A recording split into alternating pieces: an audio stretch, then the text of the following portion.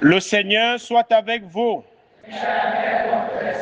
Bonne nouvelle de Jésus-Christ selon Saint Jean. Jean au chapitre 15, les versets 26, puis chapitre 16, verset 4a. En ce temps-là, Jésus disait à ses disciples, « Quand viendra le défenseur que je vous enverrai d'auprès du Père, lui, l'Esprit de vérité qui procède du Père, il rendra témoignage en ma faveur.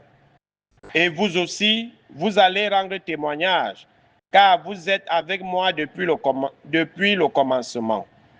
Je vous parle ainsi pour que vous ne soyez pas scandalisés. On vous exclura des assemblées. Bien plus, l'heure vient où tous ceux qui vous tueront s'imagineront qu'ils rendent un culte à Dieu. Ils feront cela parce qu'ils n'ont connu ni le Père ni moi. Eh bien, voici pourquoi je vous dis cela. Quand l'heure sera venue, vous vous souviendrez que je vous l'avais dit. Acclamons la parole de Dieu.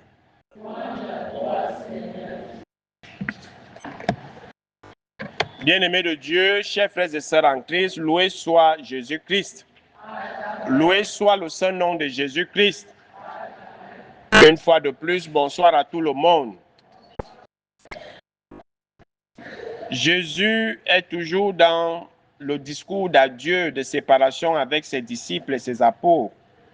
Il les rassure, il ne les laisse pas orphelins.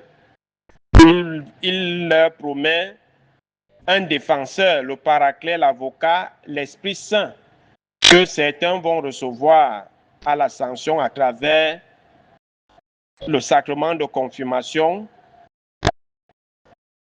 Cet Esprit Saint qui agit dans l'Église et qui est la source et le moteur de tous les actes et les décisions que l'Église prend parce qu'elle est animée par cet Esprit Saint.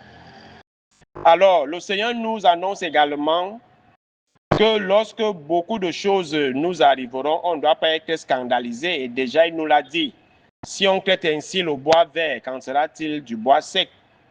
Si moi, je suis passé par la croix, qu'en sera-t-il de vous, mes disciples? Le serviteur n'est pas plus grand que son maître. Alors, il nous dit, on sera exclu, on sera persécuté, on sera tourmenté, on sera tué. Et ceux qui nous feront cela penseront qu'ils sont en train de mener le bon combat. Par exemple, Paul, qui était encore seul, a combattu les premiers chrétiens, les disciples de Jésus. Il était convaincu qu'il menait le bon combat, qu'il le faisait pour Dieu. Il a fallu que Jésus intervienne pour lui demander, Saul, Saul, pourquoi me persécutes-tu? Et beaucoup aujourd'hui subissent toutes ces oppressions, toutes ces persécutions de ceux qui pensent qu'ils sont en train de rendre un culte à Dieu. Mais sûrement ils rendent un culte à leur Dieu qui leur demande de broyer des gens, de tuer, de sacrifier, parce qu'ils se disent ils le font pour la bonne cause. Donc, rien ne doit nous étonner. Quand une personne te combat, te persécute, c'est parce qu'elle n'a connu ni le Père ni Jésus. Parce que Jésus nous dit depuis un certain temps que celui qui l'aime garde ses commandements. Et le Père sera en lui et lui dans cette personne. Donc celui qui ne connaît pas Dieu n'aime pas. Celui qui ne connaît pas Jésus n'aime pas. Parce que Dieu est amour et Jésus a passé le temps à prêcher cet amour de Dieu. Donc si moi, chrétien, où je suis là, je me mets à combattre un frère, à persécuter un frère ou à sacrifier des vies, ça veut dire que je ne connais pas Dieu. Et ça veut dire que je n'ai pas connu la parole de Jésus.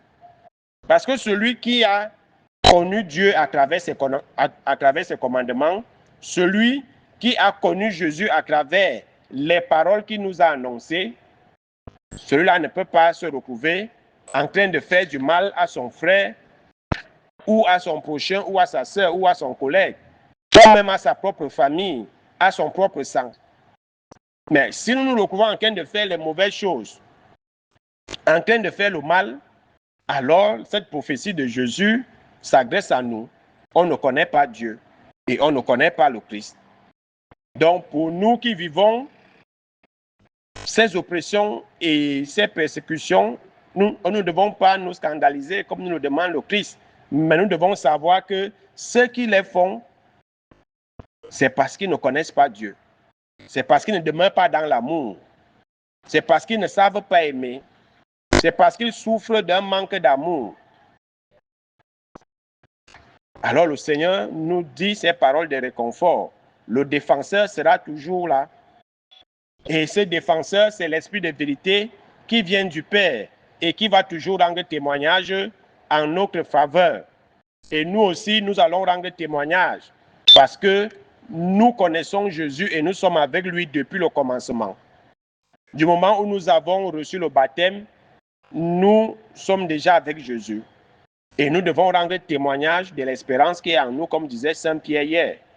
Et cette espérance qui est en nous doit nous amener à ne pas combattre les autres, à ne pas faire du mal aux autres, en pensant qu'on fait du bien, en pensant qu'on le fait pour Dieu. Dieu n'a pas demandé à quelqu'un de combattre l'autre à cause de lui. Donc les guerres de religion ne sont pas justifiées. Les gens qui pensent que si je ne suis pas dans ta religion, il faut que je te tue. Si je ne pars pas dans la même église que toi, il faut que je te tue ou alors que je te persécute. Dieu n'a pas autorisé les guerres de religion, ni les guerres d'église comme nous voyons aujourd'hui, où des églises naissent pour combattre une église, où des chrétiens ou des personnes qui disent prier le même Dieu sont en train de se combattre, en train de se détruire, en train de s'entretuer. Dieu n'a pas demandé qu'on s'entretue. Il ne l'a pas demandé. Donc évitons les fausses guerres au nom de Dieu. Évitons les faux conflits au nom de Dieu. Évitons les faux problèmes au nom de Dieu. Assurons-nous toujours que nous sommes du bon côté, que nous ne combattons pas Dieu et que nous n'utilisons pas le nom de Dieu pour tuer, pour diviser, pour faire du mal. Parce que même quand on part mentir, on jure au nom de Jésus, on jure au nom de Dieu. On vole, on jure qu'on n'a pas volé. On tue, on jure qu'on n'a pas tué. On pratique sur quelqu'un, on jure au nom de Dieu qu'on n'a pas pratiqué. On est même prêt à manger la terre à la Bible. Ce n'est pas moi. Donc, n'utilisons pas le nom de Dieu en vain dans nos choses. Dieu ne nous donne pas cette autorisation. Quand tu pas fait le mal, ne dis pas que c'est au nom de Dieu que tu le faisais. Dieu n'est pas dans le mal. Dieu n'est pas dans le mal. Donc, frères et sœurs, si nous avons connu le Père à travers ses commandements, et si nous avons connu Jésus à travers la parole qu'il nous a annoncée, la parole d'amour, de vérité, alors nous ne serons pas source de problèmes, de persécutions, d'oppression de nos frères et sœurs. Et à nous autres qui subissons ce mal, nous ne devons pas être scandalisés, car le Seigneur nous avait déjà prévenus. Nous devons être rassurés de la présence du Saint-Esprit à nos côtés. Loué soit Jésus-Christ.